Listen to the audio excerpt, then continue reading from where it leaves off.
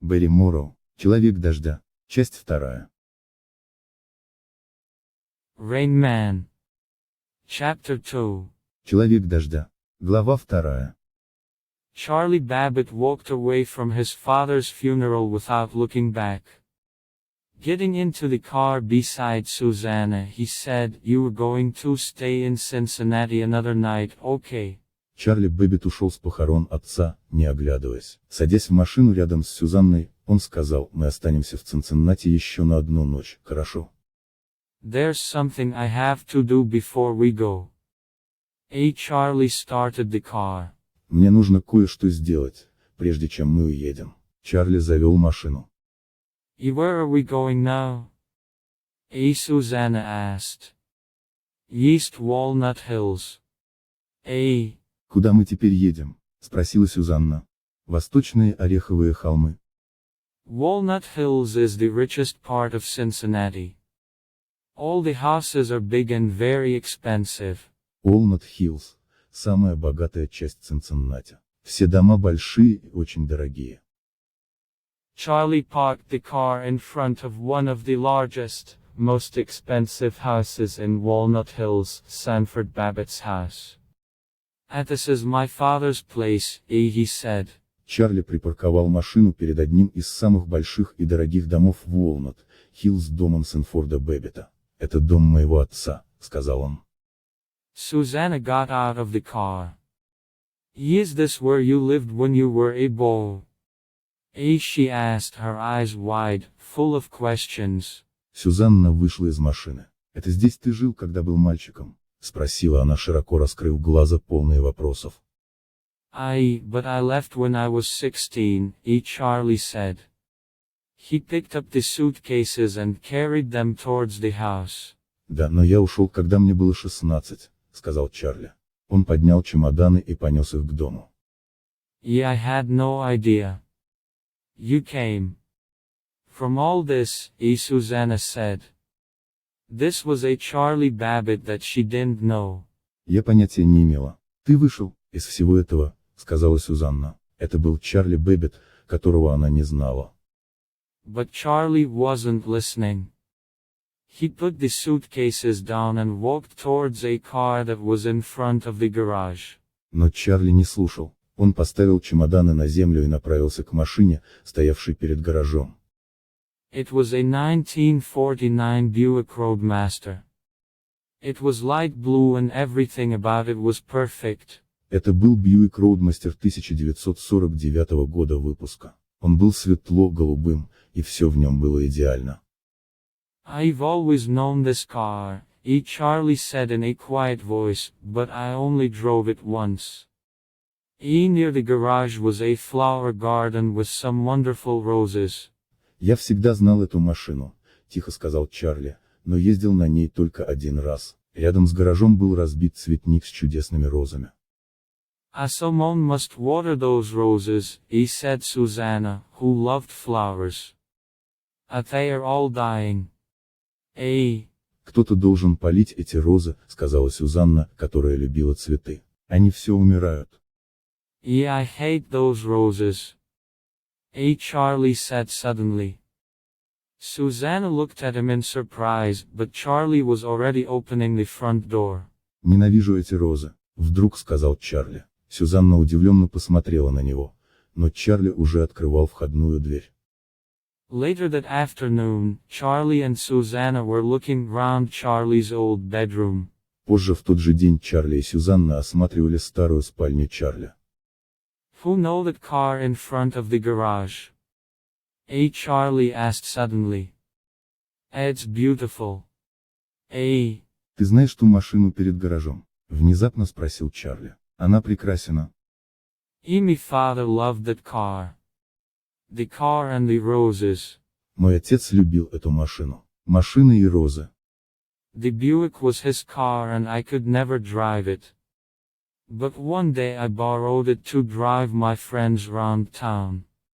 Бьюик был его машиной, и я никогда не мог водить его. Но однажды я одолжил его, чтобы возить своих друзей по городу. What happened? Что случилось? My father telephoned the police. He knew I had the car, but he telephoned the police and said, someone has stolen my car. Мой отец позвонил в полицию. Он знал, что машина у меня, но позвонил в полицию и сказал, кто-то украл мою машину. The police stopped us and took us to the police station. Charlie's face was angry now. Полиция остановила нас и отвезла в полицейский участок. Лицо Чарли стало злым. My friend's parents came for them after an hour. My father left me there for 2 days. Родители моих друзей пришли за ними через час. Отец оставил меня там на 2 дня. At 2 days. Susanna said. And you were only 16. Poor Charlie. 2 дня, воскликнула Сюзанна. А тебе было всего 16. Бедный Чарли. But now Charlie was picking up an old coat from a box in the corner of the room. Is that yours, Charlie? Susanna asked. Но сейчас Чарли доставал старое пальто из коробки в углу комнаты. Это твое, Чарли? Спросила Сюзанна. Charlie didn't answer. He was looking carefully at the little coat. Чарли не ответил. Он внимательно рассматривал маленькое пальто. It's like a map. He said in a strange voice. A map of my past. Это как карта, сказал он странным голосом. Карта моего прошлого. What are you talking about? О чем ты говоришь? What? Charlie looked over at Susanna and then back at the coat. I was just thinking. Что? Чарли посмотрел на Сюзанну, а затем снова на пальто. Я просто задумался. Susanna, when you were a child, did you have secret friends? I think everyone does. Сюзанна, когда ты была ребенком, у тебя были тайные друзья. Да, я думаю, у всех были. What was the name of my secret friend? Charlie asked himself. He tried to remember. Rainman. Как звали моего тайного друга? Спросил себя Чарли. Он попытался вспомнить. Человек дождя. That's it.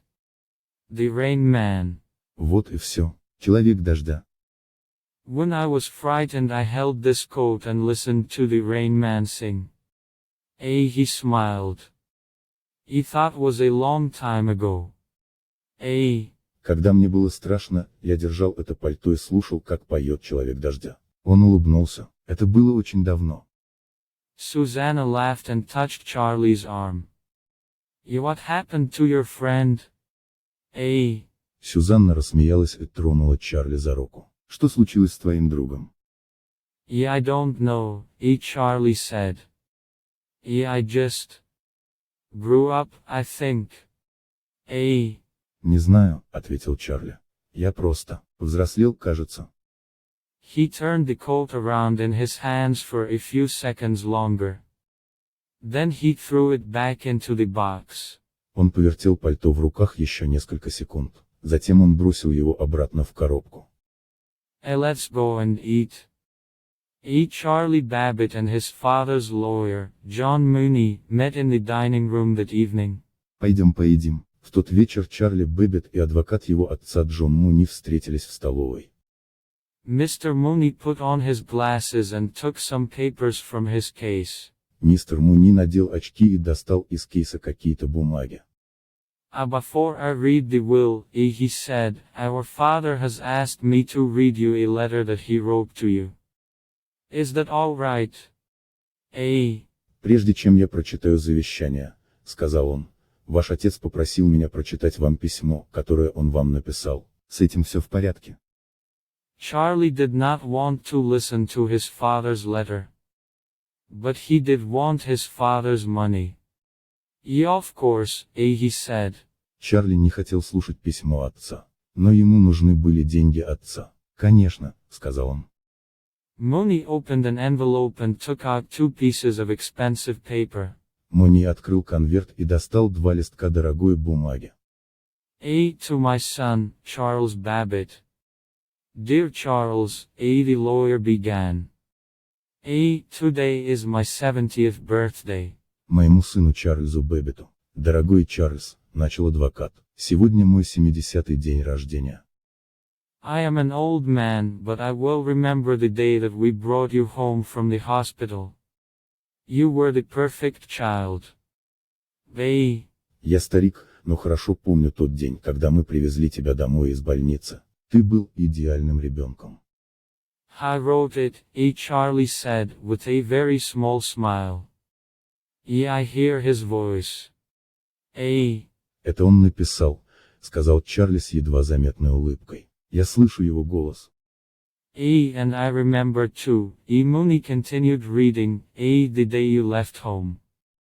You were so angry, and you had all these big ideas. И я тоже помню, продолжал читать Муни, тот день, когда ты ушел из дома. Ты был так зол, и у тебя были все эти грандиозные идеи. The lawyer stopped reading. He looked up at Charlie, but there was no change in the young man's expression. Адвокат перестал читать. Он посмотрел на Чарли, но выражение лица молодого человека не изменилось. Mooney did not look up from the letter again. You did not write or telephone, or come back into my life in any way. Муни больше не поднимал глаз от письма. Ты не писал, не звонил и никоим образом не возвращался в мою жизнь. For all these years I have not had a son. But I want for you now what I always wanted for you. I want you to have the best life possible. За все эти годы у меня не было сына. Но сейчас я хочу для тебя того, чего всегда хотел для тебя. Я хочу, чтобы у тебя была самая лучшая жизнь. John Mooney stopped reading and put the letter back into its envelope. The old lawyer seemed sad. Джон Муни перестал читать и положил письмо обратно в конверт. Старый адвокат казался грустным. Charlie did not say anything. He just sat there waiting for Mooney to read the will. Чарли ничего не ответил. Он просто сидел и ждал, когда Муни прочтет завещание. Now Mooney picked up the will. Without looking at Charlie, he began to read. Теперь Муни взял завещание. Не глядя на Чарли, он начал читать. To Charles Sanford Babbitt I give my 1949 Buick. I also give him my roses. Чарльзу Сэнфорду Бэббиту я даю свой Бьюик 1949 года выпуска. Я также даю ему свои розы. Charlie moved anxiously in his chair. He did not like what he was hearing. Чарли беспокойно заерзал на стуле. Ему не понравилось то, что он услышал. I am leaving my home and all my money to someone who is very important to me. Because this person cannot use the money, a friend will look after the money for him. Я оставляю свой дом и все свои деньги кому-то, кто очень важен для меня. Поскольку этот человек не может использовать деньги, друг позаботится о деньгах для него. Mooney stopped reading and looked up. I don't understand, Charlie said. Муни перестал читать и поднял глаза. Я не понимаю, сказал Чарли. Our father's money, around $3 million, will go to someone who cannot use it, Mooney explained. Another person will look after the money. Деньги твоего отца, около $3 миллионов, пойдут тому, кто не сможет ими воспользоваться, объяснил Муни. За деньгами присмотрит другой человек. So Charlie Babbitt was not getting his father's house, or his father's money. Значит, Чарли Бэббит не получит ни отцовского дома, ни отцовских денег. What's the name of the person who is going to get the money? He asked. Как зовут человека, который получит деньги? Спросил он. John Mooney put the will back into his bag. It will says that I cannot tell you. Джон Муни положил завещание обратно в сумку. В завещании сказано, что я не могу вам этого сказать.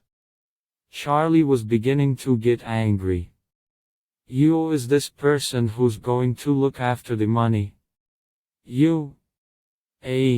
Чарли начинал злиться. Кто этот человек, который будет присматривать за деньгами? Ты.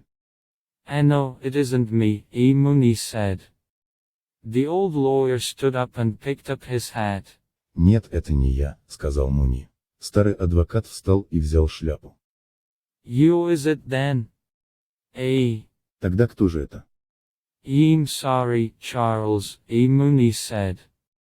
I'm your father's lawyer. Мне очень жаль, Чарльз, сказал Муни. Я адвокат вашего отца. I can't tell you. He walked towards the door and then turned to face Charlie. Я не могу тебе сказать. Он направился к двери, а затем повернулся лицом к Чарли. I'm sorry, son. I can see that you're upset, but Прости, сынок. Я вижу, что ты расстроена, но... What's it? Charlie jumped out of his chair. Расстроен? Чарли вскочил со стула. I get an old car and some roses. Wonderful. And this man without a name. У меня есть старая машина и несколько роз. Замечательно. И этот человек без имени. Charles this secret person gets $3 million. Charles Чарльз, этот секретный человек получит $3 миллиона. Чарльз. Sanford Babbitt. You want to be his son for 5 minutes? Charlie shouted. Сэнфорд Бэббит. Ты хочешь побыть его сыном хотя бы 5 минут? Крикнул Чарли. Did you hear that letter? Were you listening? Charlie was so angry, he could not continue speaking. Ты слышал это письмо? Ты меня слушал? Чарли был так зол, что не мог продолжать говорить. Sir, I was, John Mooney replied, looking at Charlie straight in the eye. You? Да, сэр, слышал, ответил Джон Муни, глядя Чарли прямо в глаза. А вы?